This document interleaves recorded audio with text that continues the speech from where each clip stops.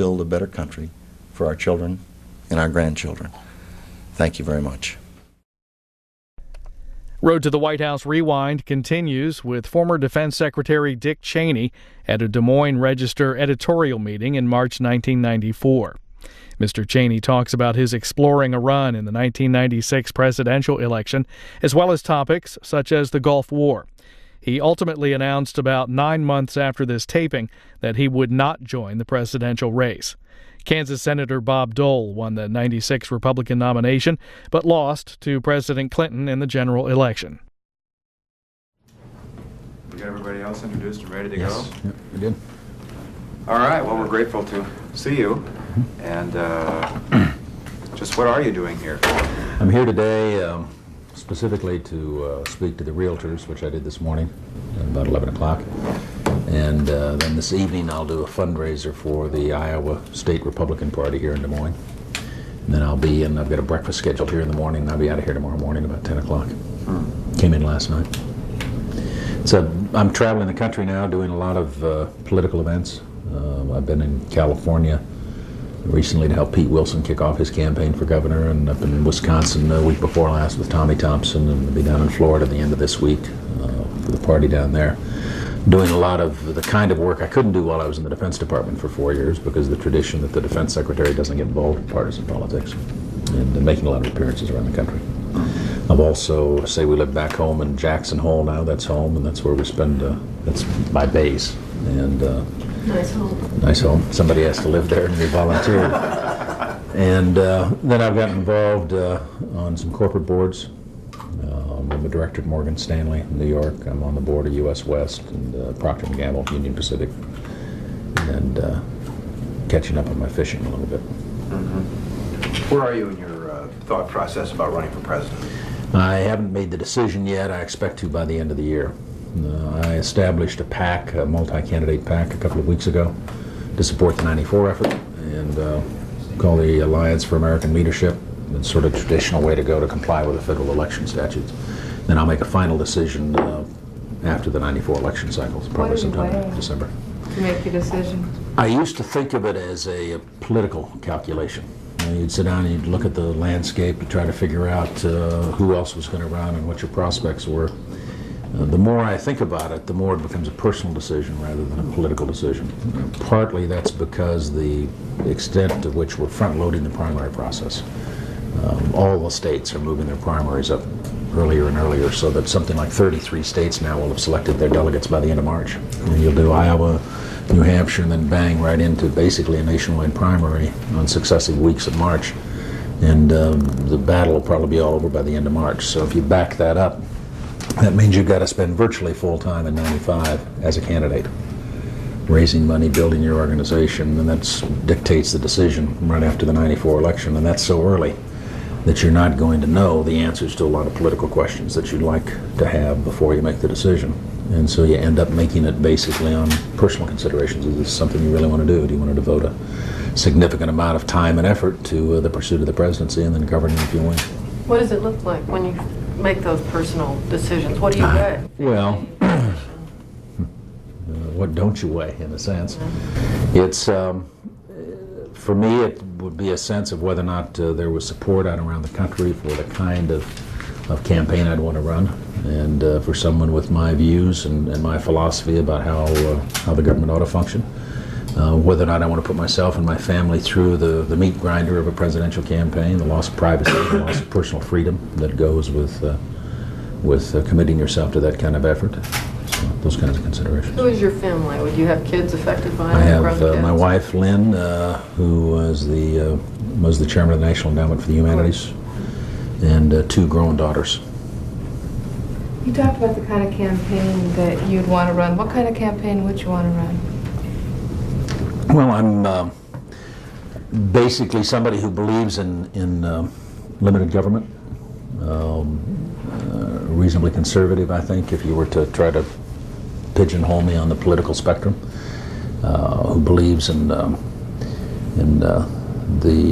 virtues of the free enterprise system and minimizing to the extent possible government's interference with the functioning of the free enterprise system, that's where the sort of the dynamic genius of our society resides. It's what we do as individuals, not as a government. But that government does have a role in the society, certain functions it has to fulfill. I believe I'm very much an internationalist in the foreign policy arena. I believe in active and aggressive U.S. role in the world. Strong national defense to back that up. How does that differ from the philosophy of any other Republican who's thinking about running for president? Well, I'm not a candidate yet, and I don't know who else is going to be a candidate. And at this point, I think it would be fair to say that we've got, if you look at all the wannabes or the mentionables or the people that crop up on any list, I think we cover the full spectrum of opinion. From Pat Buchanan, who I would describe as having essentially isolationist tendencies in the foreign policy arena, and very conservative protectionist on trade matters, where I would disagree with him on both those issues, to maybe Bill Weld at the other end of the spectrum in Massachusetts in terms of his views of government's role. What do you see as the concerns of Americans now? Well, I've been in about 40 states since I left the Pentagon. Last summer I got in my car all by myself and drove about 8,000 miles across the country, partly just to sort of reconnect. After 4 years in the Pentagon, you get focused on foreign policy and defense matters to the exclusion of other issues, and I thought it was important to get back out and sort of reconnect with the country. And I came away from that experience with a sense that the country is in pretty good shape in terms of that portion of it that's represented by 250 million Americans who get up every day, go to work, raise their families, contribute to their communities, run their businesses, accept responsibility in their own lives for what happens to them and their families.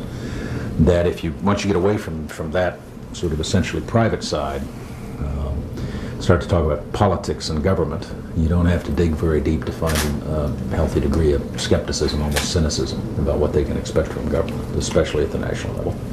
In terms of substantive issues that they're concerned about and spend time talking about, obviously the economy figures prominently in those concerns, although my sense of it is over the last year that focus on the economy has faded somewhat, that the economy is doing better most places in the country. It's not uniformly better, but there are some exceptions to that, Southern California, etc. But in general, people are more confident about the economy now than they were a year ago. With respect to other kinds of issues, right now there's very little focus on foreign policy and defense. That's sort of down low on the list of priorities, partly because of the end of the Cold War. Great concern with crime, violence, fear of violence in their communities. Focused especially on the big cities, but it's more widespread than that. Even people in small town America are still concerned about that. Some focus on health care that's been generated by the national debate, and then you get up another long list of welfare reform, education, and so forth. What is the state of the nation's defense now? What's your assessment of the condition of our defenses? Well, I'm worried about it.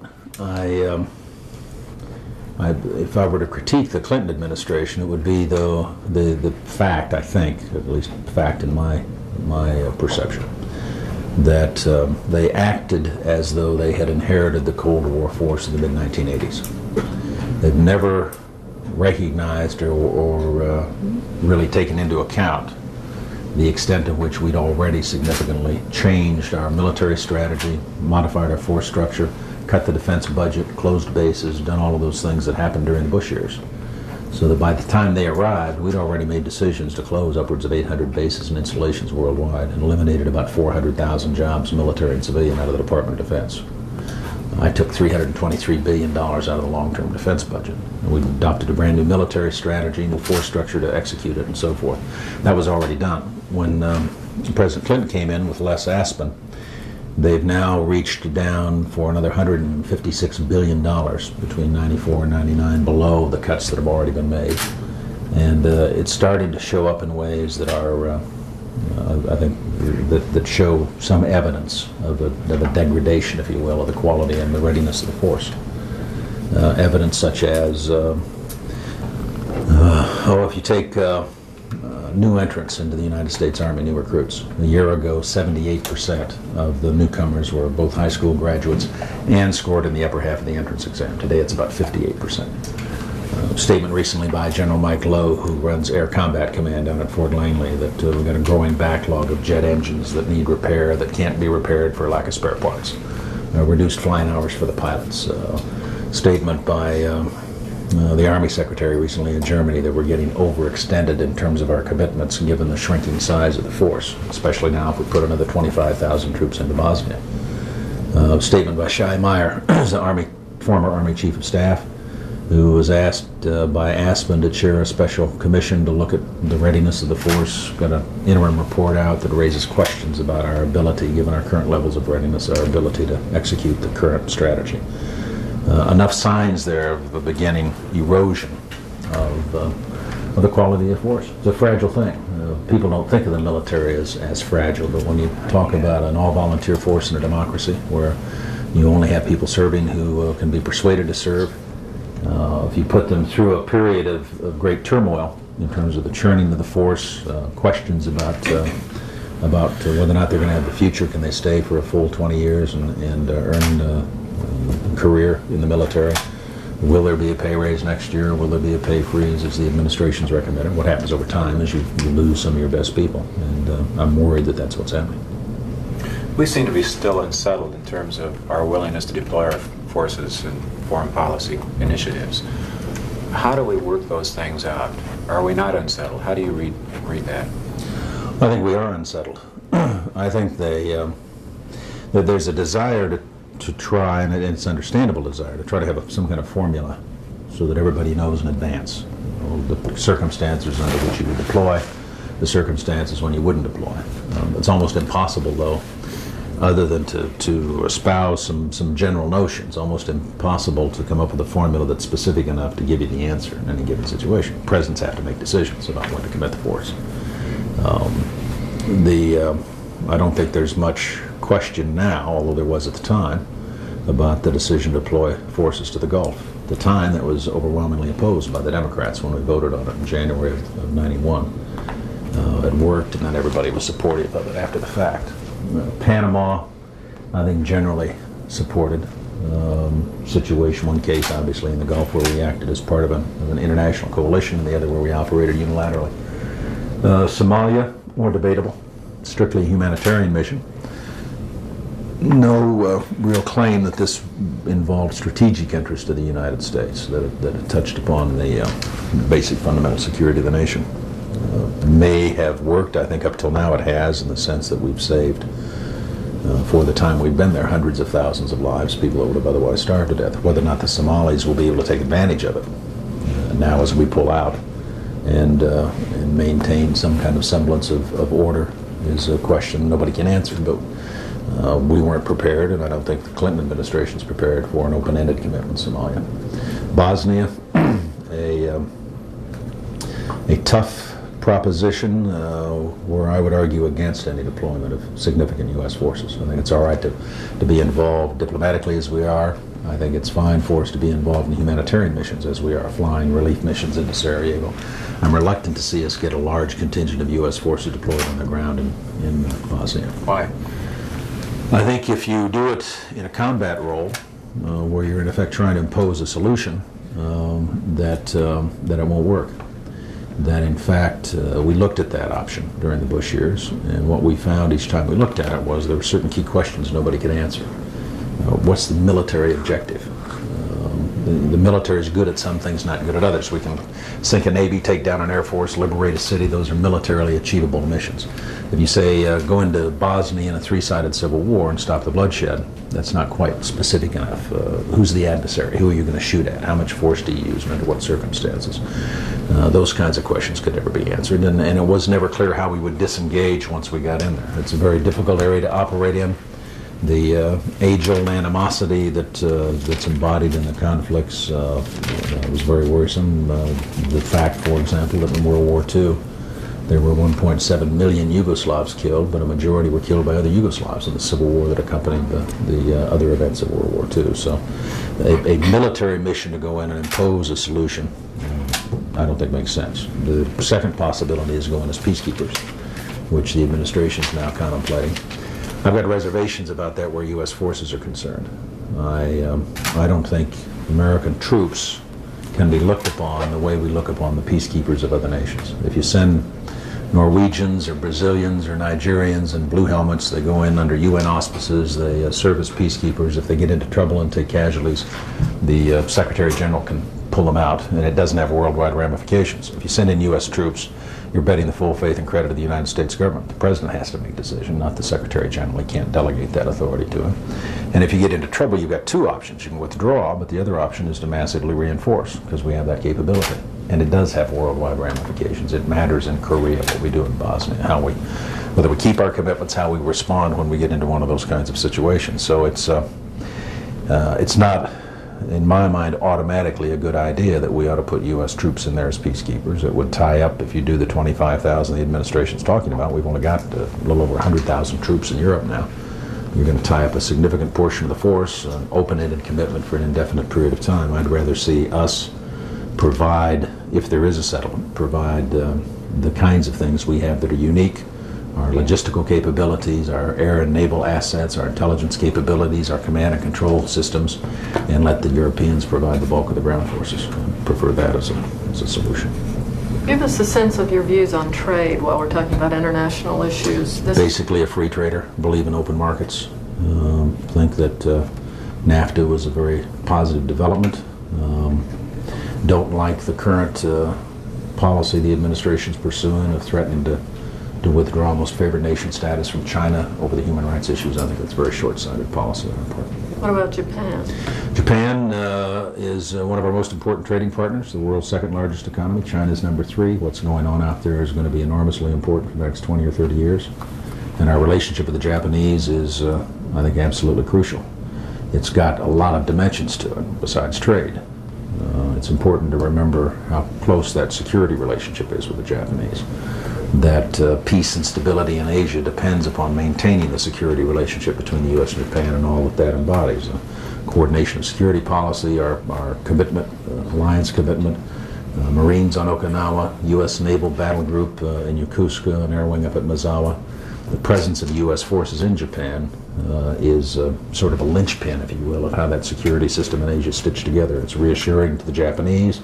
It's also reassuring to everybody else out there to have a continued U.S. presence in Japan.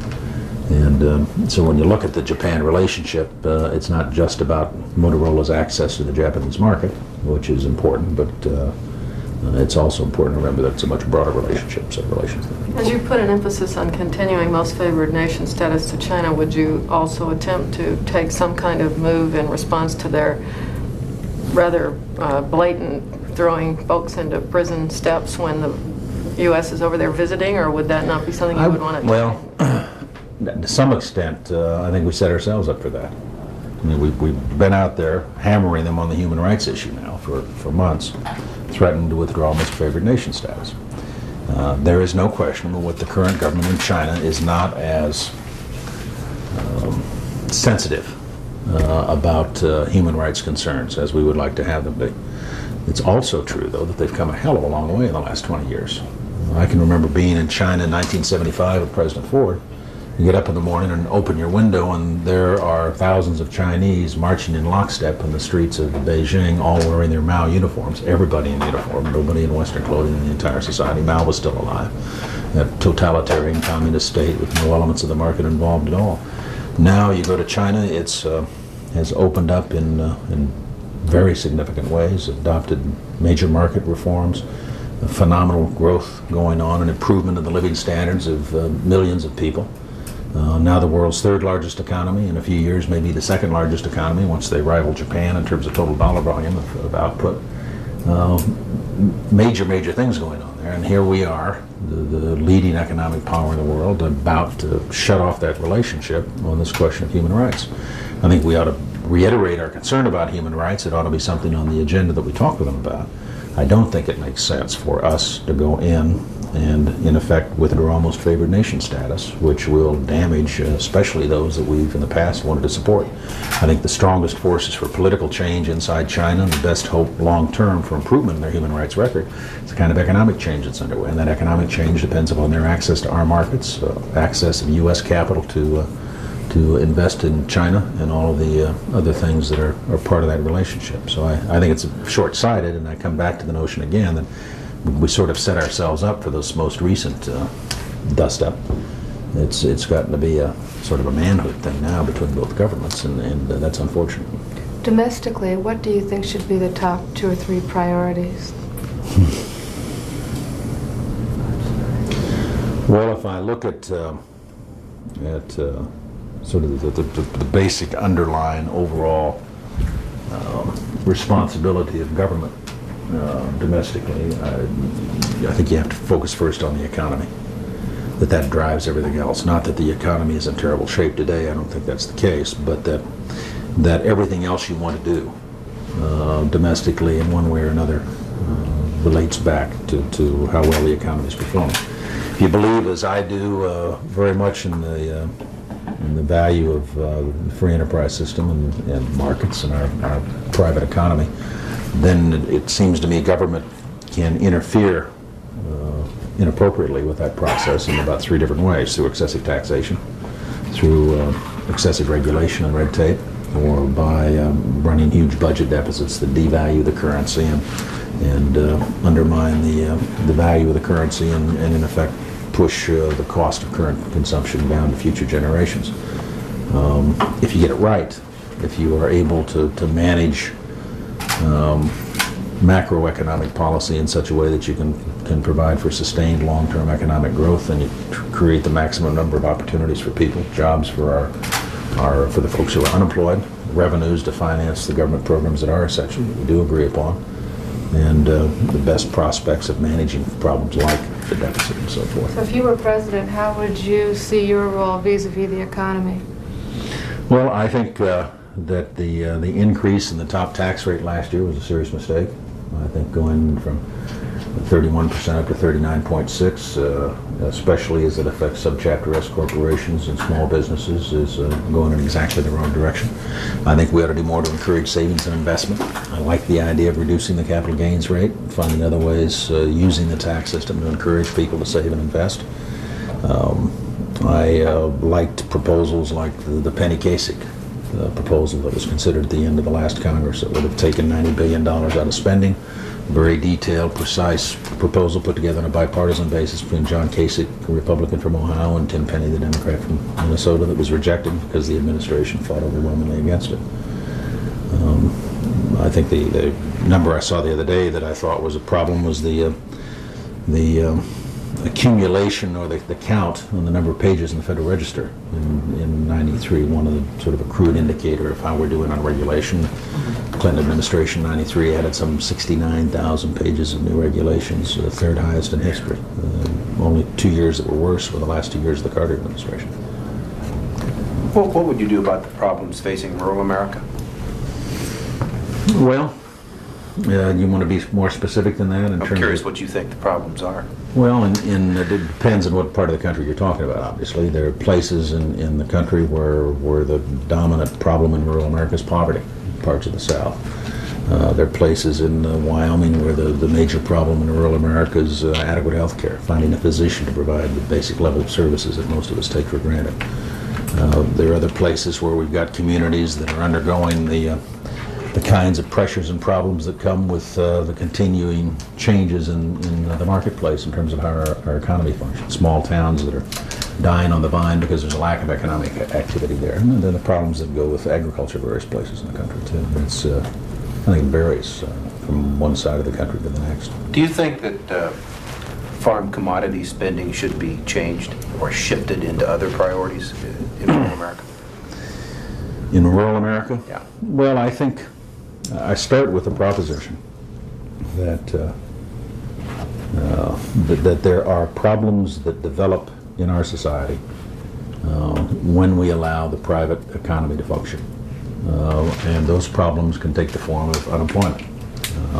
a business is started or a business fails, is unable to compete, its employees all of a sudden find themselves out on the street without work. People in agriculture, like my family was in agriculture in Nebraska years ago, who ultimately end up leaving agriculture and having to move to the city or find some other line of work because there's no longer enough opportunity there for them to continue to do that. A lot of those kinds of changes are the normal, natural functioning of a market economy. Government oftentimes tries to intervene to soften the blow economically, to make it easier for those people to make the transition. Sometimes we intervene inappropriately in an effort to stop change itself, and I think we ought to avoid that. The kinds of things that we've done in the past, I suppose you could argue that if we'd been successful with the governmental policy of trying to preserve the family farm forever, and that's been clearly an objective of agricultural policy for a long time, we'd still have 50% of the population on the farm. It didn't work. We've enjoyed enormous productivity increases in agriculture, and that's all to the good. And we need to help those folks make the adjustment when there's adjustment that needs to be made, but government shouldn't interfere with the function of the marketplace. Well, do you think the farm programs are an instrument of social policy to keep people on the farm, or do you think they're a function of supply management in order to regulate the supply of crops in America? I think the motives probably involve both. I mean, I think we've done both. We've assigned over the years a special value to the notion of agriculture, what it brings to America, not just in terms of agricultural production, but also in terms of the social values that are inculcated in it. In Wyoming, it tends to be more based on a different kind of agriculture. We've got some wheat production, some sugar beet production, but much more grazing on the public lands. But agriculture is a significant part of the culture and history of our state, as it is in Iowa. And so I think we pursue those programs in part because we want to preserve an element of that as part of our society. Does a price support system work in your view?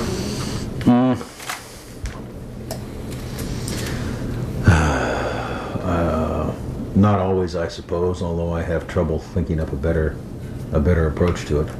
It's always a source of great frustration every time we dealt with it. My views generally coincided with those of the Farm Bureau when I was in Congress in terms of how I voted as a congressman on these kinds of issues, a fairly conservative approach to the government's role in these programs. Go ahead.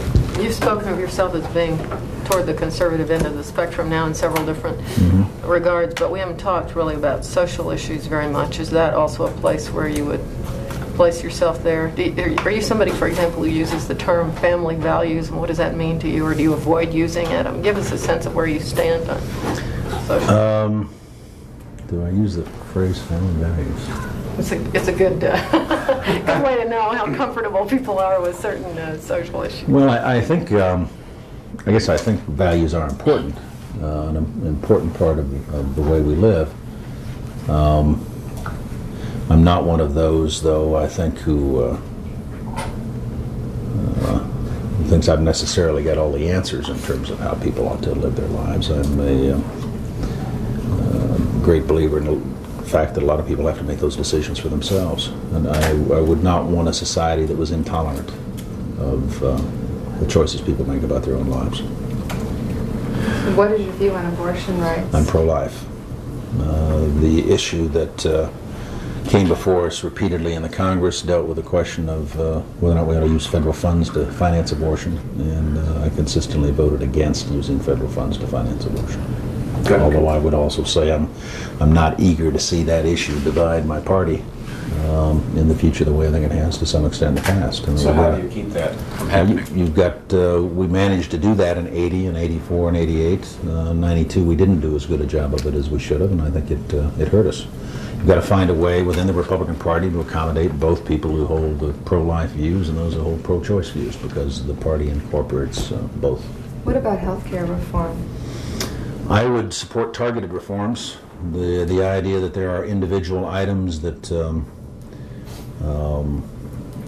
that need to be addressed in the system, medical malpractice reforms, maybe look at questions of portability and so forth. I do not think that the system is as broken as President and Mrs. Clinton do. I think the healthcare system we have today provides very high quality care for the vast majority of Americans. I think that there's ample evidence that it's the best healthcare system in the world, and that what's needed is as I say, a modest set of targeted reforms rather than the kind of radical restructuring they proposed. I would oppose the Clinton plan. I think most people would agree that it's a quality system, but it's also a very expensive system, and that seems to be a big part of the problem. Or maybe you disagree. Are we paying too much? Well, when we say expensive, what do we mean? What's our basis for saying it's expensive? Too expensive. The proportion of what we're spending on health care in terms of our GDP. What should it be? I don't know what the ideal is. I mean, we spend, the argument I hear from the administration and others is that we spend more than the Japanese, say, on health care as a percentage of GDP. Well, that's true. We also spend more on housing. We spend more on higher education. That's not the basis for moving in and saying that's too much to spend on higher education. We need government controls and a government bureaucracy to reduce it. I'm not sure why we've decided that the health care ought to be judged based on some standard called as a percentage of GDP. 14% is significant, I won't deny that, but I'm not sure what the basis is for saying that's too much or too little. I think most of us would say that health care is one of the single most important things we spend money on, that if we have to spend more in order to ensure the good health of our families, we'd probably do it. In terms of looking at cost, I think that the likelihood of improving or reducing the rate of increase in healthcare is probably better. And if we look at some of the incentives that are in the system and maybe tweak those a bit to provide incentives for people to make better choices, but not to get government more deeply involved in the effort. And I like the kinds of things Forbes, for example, has been experimenting with. In effect, the company pays back, reimburses their workers if they don't use up their full allotment of health care in a given year in terms of filings and through insurance and so forth. Medical savings accounts are another concept that I think makes good sense. We build incentives into the system for people to make rational choices about how much health care they use. But the idea that administration's got that you're going to go down to 0.0% increase above inflation in increase in the amount we spend on health care every year is, I just think, totally unrealistic. And we get enormous benefits for the increased spending. I mean, it's one thing to say you're spending a lot more money, but you're not getting any better health care. The fact is we are getting much better health care all the time. If you look at the incidence of death from heart disease, between 1970 and 89, we cut the incidence of death from heart disease in the country by 38%. It's a massive increase in productivity. Incidence of death from stroke, the number 3 killer, between 70 and 89, we cut the incidence of death by 59%. We've added 30 years to the life expectancy of the average American in this century. It's a phenomenal result that you can quantify in terms that affect the lives of all Americans, because our healthcare system is so much better today than it was 80 or 90 years ago. So as you spend money on new products and new pharmaceutical products, it also has the effect of delivering quality health care much more efficiently. You use a laser to take care of kidney stones instead of, or sonic, not laser, but sonic surgery to take care of kidney stones instead of opening people up. Or you go in with a tube to take somebody's gallbladder out instead of putting them in the hospital for 2 weeks. And new drugs that deal with medical problems much more efficiently than the way we dealt with them in the past. When you start to add all of those up, there have been enormous increases in productivity for that increase in cost of healthcare. The downside of this is that people are living so much longer, and it's going to cost a lot of money to take care of us. Well, you got anything you'd rather spend it on? Well, I don't know. Children. Well, Immunizing children. Yeah. Generational equity issue. I don't think there's any shortage of immunization opportunities out there for children. I think there's a lot of parents who don't get their kids shots. But I don't think there's a lack of commitment of resources to the effort. It's not as though we're saying that we're going to keep people on kidney dialysis instead of give kids diphtheria shots. It's a lot of parents don't take their kids to get diphtheria shots. Let me ask you a personal question, Mr. Secretary. You mentioned heart disease. You've had a problem with that. What do you say to potential Republicans who might be worried about your own health, your own problem? Do you have a problem? Will you if you run for president, would you give us access to your medical records to see exactly what problem you have? If I do, in fact, over the years, I've had coronary artery disease. I had bypass surgery in the summer of 1988, 6 years ago in August, before I went to the Pentagon. Unless the doctors give me a clean bill of health, there isn't any way I'm going to run for president. I mean, I won't do it. Life's too short, and I've got too many streams yet to fish for me to put at risk my physical well-being in order to run for president. So, for starters, unless the docs give me a clean bill of health, I won't run. Is that any of our business? I think it is. I think that if I decide to be a candidate for president, that I would then have an obligation to address that issue with respect to the press and the public to their satisfaction, and that would involve presumably making a physician available to talk about my case and to lay it out and say, these are Cheney circumstances with respect to his health. But I do have some strong feelings about the healthcare system too, in part because of my own personal experience with it. I'm here today, alive, walking around, doing all of the things I've done, partly because of the development of things like bypass surgery and cholesterol-lowering medicine and all those other miracles that weren't there 20 years ago. Why was George Bush a one-term president? Well, I think if there's a way to summarize, it would be to state that we did not do a very good job of explaining why we wanted 4 more years. That we reached the point after 12 years, the Reagan-Bush administration, that we were unable to articulate effectively why the country should have preferred George Bush for 4 more years instead of Bill Clinton or Ross Perot. Perot had an effect too. Can you give us some sense of what you will look to Republican leaders in Iowa to tell you? What sort of feedback are you looking for here and elsewhere as you try to determine whether to run? You mean in terms of my own personal situation? Well, it's this business is partly an analytical, intellectual sort of exercise where you think about and calculate various possible odds and developments. But it's more an intuitive sort of feel. I mean, I guess I describe it as I'll know it when I see it. It's the culmination of months of travel, talking with all kinds of people in all different kinds of settings and different backgrounds and experience. And it's not as though there's a list of 14 questions out there to check off so much as I'll make a judgment after I've traveled the country. I've been in about 40 states now in the last year and talked to a lot of political figures. Make a judgment about whether or not it feels right. Is this something that I'm prepared to undertake because in my judgment I'm the best one to go do it? Let me ask you one other Iowa Republican question since you're here among us. One of the most respected political leaders in this state, as you no doubt know, is Jim Leach. And one of the interesting conversations going on now is whether or not Leach is behaving differently because of the leadership role he's taken in Whitewater. He's certainly